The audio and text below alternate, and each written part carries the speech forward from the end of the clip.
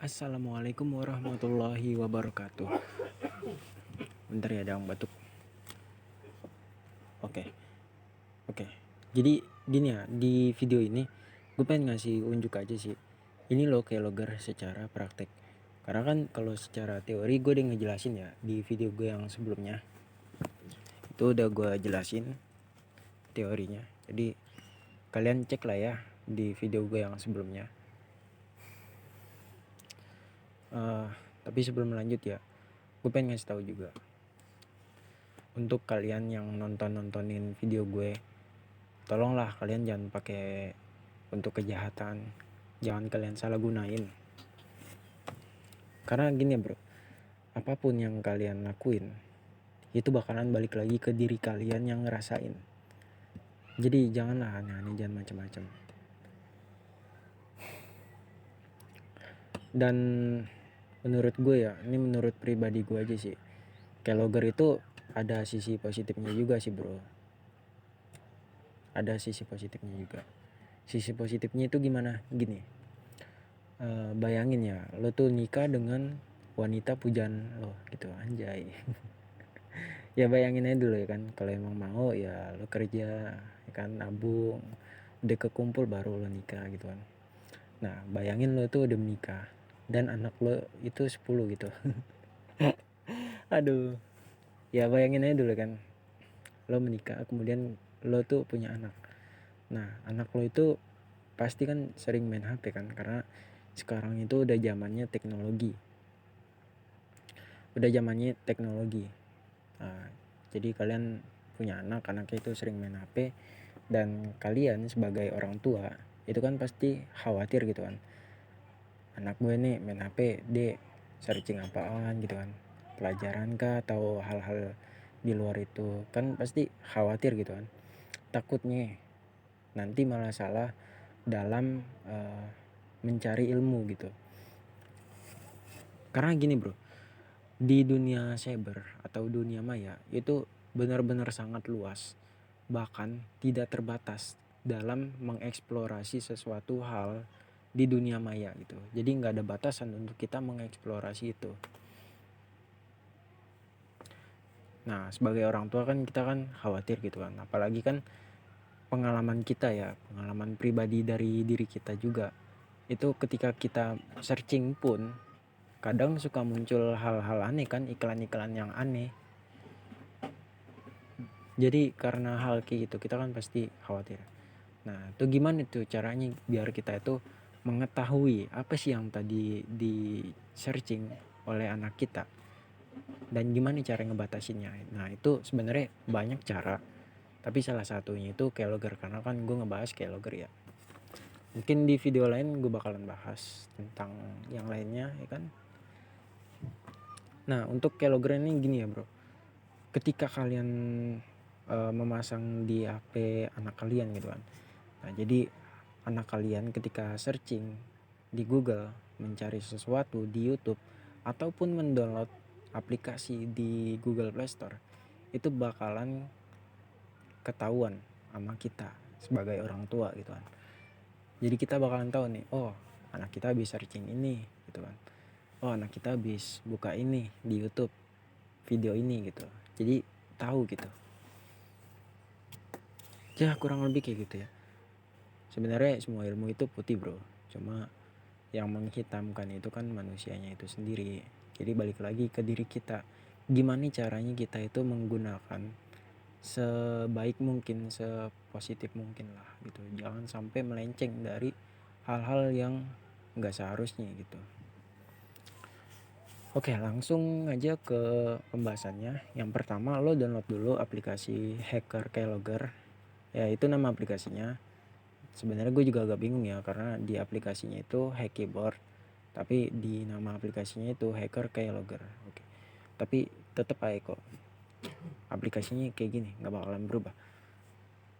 Untuk link download gue cantumin di deskripsi ya, link downloadnya.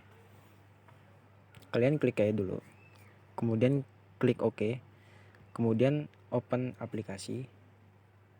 Nah di pojok kanan atas itu kan ada titik 3, itu kalian klik aja, kemudian kalian pilih setting. setting woi. Nah, ketika kalian di menu setting, pilih yang record limit, kemudian pilih yang paling bawah tuh 500. Nah, setelah selesai pastiin lagi kan, karena takutnya nge-lag bro. Bisa di close, kemudian kita pergi ke pengaturan. Bentar ya bro, gue seret ya, gue pengen minum dulu.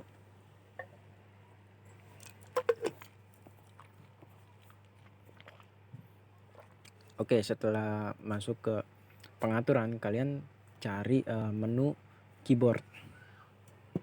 Maksudnya settingan keyboard.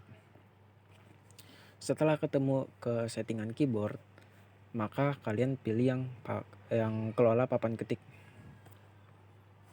Nah, setelah ke kelola papan ketik, kalian aktifin yang hack keyboard itu.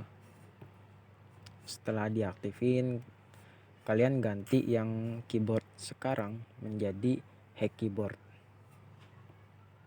Oke, sampai sini paham? Paham lah ya. Karena kalian diam, gua nggak paham. Kemudian kalian klik lagi aplikasinya. Nah, di sini gue pengen kasih tahu, kalau misalkan icon powernya itu merah, berarti itu sedang tidak bekerja aplikasinya. Tapi kalau misalkan hijau kayak gini, nah artinya aplikasinya itu sudah bekerja dan siap dipakai. Itu kalian bisa back atau close maksudnya. Nah, di sini gue pengen simulasiin pakai aplikasi sederhana yang gue bikin untuk from loginnya gitu. Sebenarnya gue pengen pakai project pribadi gue ya. Tapi karena project itu belum bisa gue publikasi, makanya gue pakai yang sederhana aja lah ya. Yang penting kan bisa ketahuan ini tuh login gitu. Oke, anggaplah username-nya itu sebagai admin. Adim. Boleh deh, admin aja deh. Udah terlanjur diketikkan. Admin. Nah, passwordnya itu adalah pulpen. Nah, ketika kalian mengetik username beserta password, itu nanti bakalan terekam dan disimpan ke dalam log file. Log filenya itu di mana? Di aplikasi hack keyboard tadi. Ini bisa kita close, kita open aplikasi yang hack keyboard. Open aplikasi.